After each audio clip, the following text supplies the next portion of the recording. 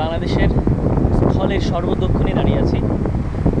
এটা Saint Martin's দ্বীপের একটি অংশ, দক্ষিণ দিকের অংশ, ছেড়া দ্বীপ নামে পরিচিত। দেখতে পাচ্ছেন শেষ অংশটি, এটা মৃত প্রবাল দিয়ে আবৃত জায়গাটা। সমুদ্রে গর্জন শুনতে পাচ্ছেন।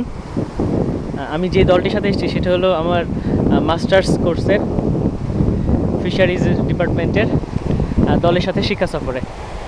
দূরে, অনেকটা দূরে আমার সঙ্গীরা দেখা যাচ্ছে।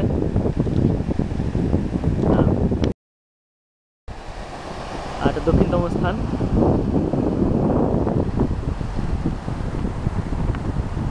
সামনে প্রবালগুলো পিচ্ছিল, তবে আমি সিদ্ধান্ত নিয়েছি আমি ওখানে যাব। ক্যামেরাটা অন করেই চেষ্টা করা যাক।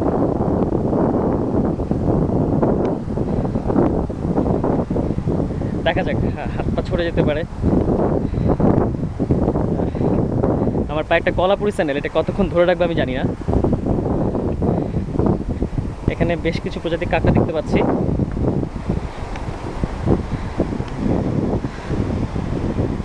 দারুণ সব কাঁকড়া, সবুজ নীলচে সবুজ রঙের এদের শরীর, পাগুলো খয়েরি রঙের হয়। স্পিসিস আমি শনাক্ত করতে পারছি না। আমি ছবি তুলে রাখবো, আশা করি দেখা যায় যদি তাদেরকে ফ্রেমে আনা যায়। খুবই ধূর্ত, সামান্যতম নরনে এরা খুব দ্রুত রিফ্লেক্স দেখায়। দারুণ, চারপাশটা বেশ অদ্ভুত। আসলে যারা না আসবেন তারা বুঝতে পারবেন না এটা কতটুকু অপূর্ব। অনেকেই অভিযোগ করেন বাংলাদেশে দেখার কিছু নেই।